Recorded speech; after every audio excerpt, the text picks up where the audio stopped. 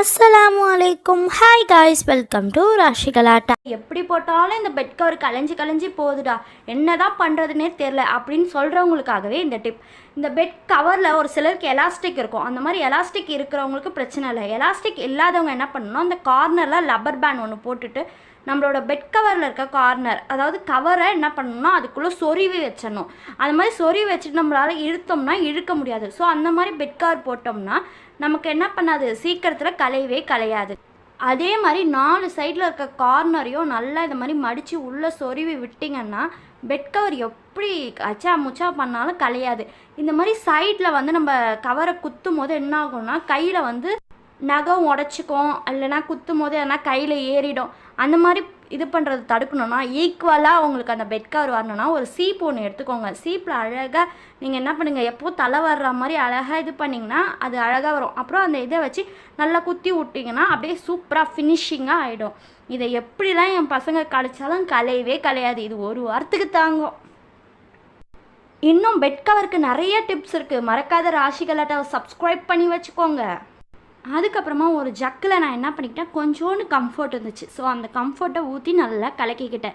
அந்த கலக்கின தண்ணியை ஒரு வேஸ்ட் ஓம் வாட்ரு டப்பாக்குள்ளே ஊற்றிட்டு அதை கொஞ்சோண்டு ஓட்டை போட்டு விட்டேன்னா நம்ம வீட்டில் எங்கன்னா இந்த ஈர ஸ்மெல் அடிக்கும் தெரியுமா, பாத்ரூமில் நம்ம பெட்லேயே பசங்க பாத்ரூம் போயிட்டாங்கன்னா ஒரு மாதிரி ஈர ஸ்மெல் அடிக்கும்ல, அந்த மாதிரி டைமில் வந்து துவைக்க முடியாது, மழை டைம் அப்படின்னும் போது இந்த மாதிரி நீங்கள் ஸ்ப்ரே பண்ணி விட்டிங்கன்னா கொஞ்சம் கம்ஃபர்ட் ஸ்மெல் வரும், அந்த ஈர ஸ்மெல் வராது. அதுக்கப்புறம் நம்ம எல்லார் வீட்லேயும் இந்த மாதிரி ஸ்டீல் வாட்டர் கேன் இருக்கும். அதில் வந்து பாலோ தண்ணியோ நம்ம அடிக்கடி குடித்து யூஸ் பண்ணோம்னா ஒரு மாதிரி மொச்சை அடிக்கும். அந்த மாதிரி ஸ்மெல் வராமல் இருக்கணும்னா நம்ம வீட்டில் ரெகுலராக யூஸ் பண்ணுற பேஸ்ட் கொஞ்சம், அதுக்கப்புறமா சும்மா 1 கிளாஸ் அளவு சுடு தண்ணி நல்லா கொதிக்க இருக்கணும். அந்த சுடு தண்ணி நல்லா ஊற்றிட்டு நம்ம எப்போவுமே வாட்டர் கேன் க்ளீன் பண்ணுவோம்ல, அதை வச்சு 4 தேய்ச்சிட்டு கொஞ்சோன்னு அயன் ஸ்க்ரப்பரை உள்ளே போட்டு நல்லா குலுக்குன்னு குலுக்கணும். கையில் வந்து துணி வச்சுக்கணும், ஏன்னா சுடும்ல நம்ம சுடு தண்ணி ஊற்றுறதுக்கனால. அதுக்கப்புறம் குளிக்க முடித்த பிறகு அதில் இருக்க தண்ணியை வந்து கீழே ஊற்றிட்டு நம்ம புதுசாக நல்ல தண்ணி விட்டு ஒரு 3 வாட்டி 4 வாட்டி நம்ம கழுவும் போது என்ன ஆகும்னா அந்த ஸ்மெல்லும் போயிடும், அதுக்குள்ளே இருக்கிற கரை பாசக்கரை எல்லாமே போயிடும். சூப்பராக புது வாட்டர் கேன் மாதிரி ஆகிடும். இந்த டிப் கண்டிப்பாக ஸ்கூல் பசங்களுக்கு தேவைப்படும். நம்ம பாத்ரூமில் ஓடோனில் தீர்ந்துருச்சு, இல்லை அது ரொம்ப எக்ஸ்பென்சிவாக இருக்கா அப்படின்னு நீங்கள் நினச்சிங்கன்னா நம்ம வீட்டில் இருக்க பஞ்சில் கொஞ்சோண்டு கம்ஃபர்ட்டை ஊற்றி ஒரு வேஸ்ட்டு கிண்ணத்தில் நம்ம பாத்ரூம் ஓரமாக வச்சிட்டிங்கன்னா பாத்ரூம் ஃபுல்லாகவே அந்த கம்ஃபர்ட் ஸ்மெல்லால் நிறைஞ்சிருக்கும். அடுத்த டிப் என்னென்னா, நம்ம கடைக்கு போகும்போது எப்படியும் கட்டைப்பை ஒரு பேகு கொண்டு போவோம். காய்கறிலாம் வாங்கிட்டு வரும்போது பர்ஸை உள்ளே போட்டோம்னா நம்ம திருப்பி எடுக்கிறதுக்கு ரொம்ப கஷ்டமாக இருக்கும். அந்த மாதிரி டைமில் என்ன பண்ணலான்னா ஒரு சேஃப்டி பின் எடுத்து பர்ஸை வந்து நீங்கள் மேல் நோக்கி குத்தி வச்சிட்டிங்கன்னா காசு எடுக்கிறதுக்கு ஃபோன் எடுக்கிறதுக்கெலாம் ஈஸியாக இருக்கும். கடைக்கு போயிட்டு வரவும் ரொம்ப ஈஸியாக இருக்கும். கடைக்கு போயிட்டு வந்து நான் இப்படி தான் வந்து இந்த பையை என்ன பண்ணுவேன், சுருட்டி வைப்பேன். அங்கங்கே வச்சிட்டோம்னா காணா போயிடும்ல.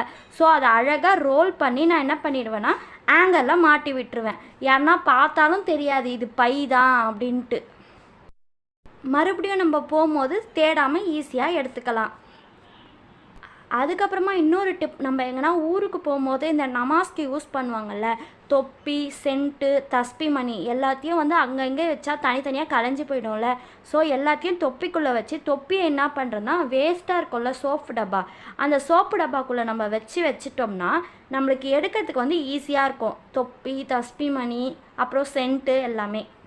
நீங்கள் குட்டி பொருள், அதாவது கர்ச்சிஃபு, ஊசி, பின்னு அந்த மாதிரி பொருளை கூட இந்த மாதிரி நீங்கள் டப்பாவில் போட்டு வச்சு எங்கன்னா போகும்போது கொண்டு போகலாம்.